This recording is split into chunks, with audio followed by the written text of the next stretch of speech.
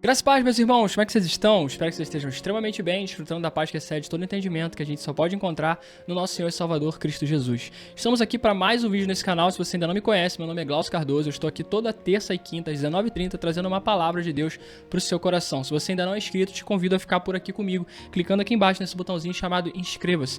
Não esquece também de ativar as notificações clicando no sininho, assim você não vai perder nada daquilo que o Senhor tem colocado no meu coração para transbordar sobre a sua vida.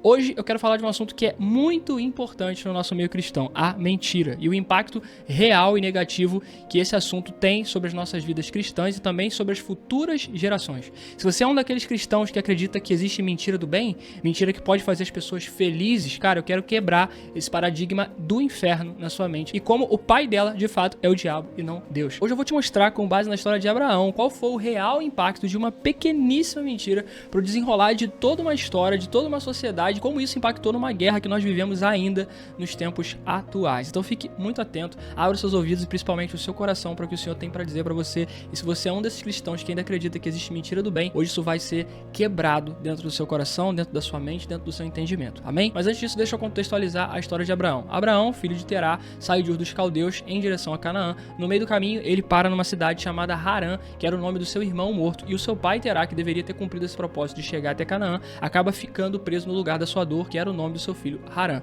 E eles ficam parados ali. Então o Senhor levanta Abraão e diz para Abraão: sai da sua terra, do meio da sua parentela e vai para um lugar que eu ainda lhe mostrarei. Abraão pega as suas coisas, pega a sua família e inclusive pega o seu sobrinho Ló, que não deveria ter sido levado, e vai em direção à terra prometida que o Senhor iria lhe mostrar no caminho. Vai dizer que Abraão fica estabelecido num lugar chamado Carvalhais de Moré, que fazia parte de toda a terra de Canaã, que era a terra dos cananeus. Naquela época, os amorreus e os cananeus ainda habitavam ali, então Abraão dividia aquela terra com eles de alguma forma. Em determinado momento dessa história de Abraão, uma fome muito grande chega à terra de Canaã e a palavra vai dizer que Abraão é obrigado a sair da terra de Canaã e descer para o Egito, que era o único lugar que tinha alimento. Quando ele está descendo para o Egito, Abraão fica preocupado com uma determinada situação, que era a beleza da sua esposa. Vai dizer que Sarai, sua esposa, era uma mulher muito bonita e ele, por ficar com medo de os homens quererem tomar Sarai dele e para isso tê-lo que matar, ele inventa uma história de que Sarai na verdade era sua irmã e não sua esposa. Chegando lá, aquilo que ele mais temia lhe sobrevém, como na história de Jó. Os homens olham para Sarai, acham ela muito bonita, relatam isso para o faraó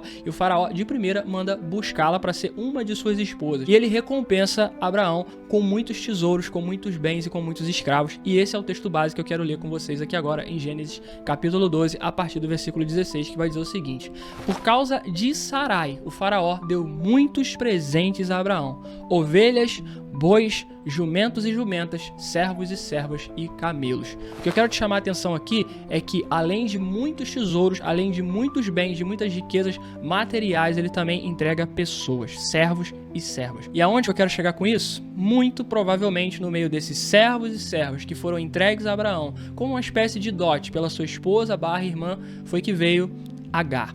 Agar, a serva de Sarai, que se deita com Abraão e dá à luz ao filho fora da promessa, Ismael. E qual é o problema nisso? Bom, se você leu a história de Abraão, você sabe que essa história lá já não acaba muito bem. Mas o problema é que ela perdura até hoje. A descendência de Abraão, essa descendência dúbia de Ismael e Isaac, brigam até hoje por uma primogenitura. O povo árabe acha que a primogenitura é a partir deles, porque, de fato, Ismael foi o primeiro filho de Abraão, só que foi um filho fora da aliança. E Isaac é o povo da promessa, que deu origem a Israel. Então nós temos hoje as guerras da Palestina, o povo palestino contra o povo de Israel e o povo de Israel contra o povo palestino. E é uma guerra que perdura desde aquela época. Uma escolha, uma decisão, uma pequena mentira. Uma mentira que muito provavelmente na cabeça de Abraão não teria o mínimo impacto como ela tem hoje, mas que dela se originaram guerras.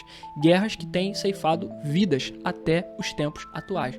E como que isso começou? Numa pequena mentira. É sobre isso que se trata esse vídeo. Cuidado com aquilo que você acha que não vai ter impacto nenhum na sua vida. Cuidado com os princípios que você quebra, por menor que eles sejam. Todo princípio, absolutamente todos eles que são quebrados, vão te quebrar em algum momento. Aquilo que o homem plantar, ele certamente colherá. Então, se você planta a verdade, você vai colher verdade. Mas o oposto também é verdadeiro. Se você planta mentira, você também vai colher mentira. E isso pode não impactar só na sua vida, mas também na vida das suas futuras gerações. Porque pensa comigo, essa escolha não foi daquele povo que tá lá no Oriente Médio brigando brigando por uma primogenitura, brigando por um espaço de terra. Essa escolha foi escolha de um homem. Eu vou dizer que você é minha irmã, ao invés de ser minha esposa, porque eu tenho medo da morte. Eu prefiro acreditar na minha mentira do que acreditar na verdade de que Deus pode me livrar miraculosamente das mãos dos meus inimigos e fazer com que o faraó não queira minha esposa. Eu prefiro dar o meu jeito, eu prefiro acreditar na força do meu braço, eu prefiro contar uma mentira, eu prefiro quebrar um princípio, eu prefiro viver fora da legalidade, à margem da lei, eu prefiro dar o meu jeitinho brasileiro, ao invés de acreditar que Deus pode me livrar daquilo que me livraria. E a infidelidade nos faz mentir, mas a infidelidade traz consequências. A mentira sempre vai ter consequências. Aquele ditado que diz que mentiras têm pernas curtas, eu não acho que ele seja totalmente verdade. As mentiras, elas têm pernas longas, só que elas trazem consigo diversos desdobramentos. E quanto mais mentira, mais mentira. Como a palavra diz, um abismo sempre vai puxar o outro. E o que começa numa mentira pode terminar numa guerra de gerações. Então seja responsável pelo que você está dizendo. Tome cuidado com as inverdades que saem da sua boca. Aquilo que não é totalmente verdadeiro já se tornou uma mentira. O reino funciona no sim, sim, não, não. O que passar disso vem do maligno. Não existe mentira do bem. Não existe quebra de princípio que seja por uma finalidade boa. Se você, assim como no exemplo de Abraão, estiver em um ponto de inflexão onde você tem que decidir entre contar uma mentira e uma verdade, ainda que isso lhe custe a vida, ainda que isso lhe custe um relacionamento, ou lhe custe um emprego, ou lhe custe qualquer outra coisa, qualquer outro aspecto, área ou situação do seu bem-estar, escolha sempre a verdade, porque Deus honra aqueles que são verdadeiros. Você sabe que o pai da mentira é só um,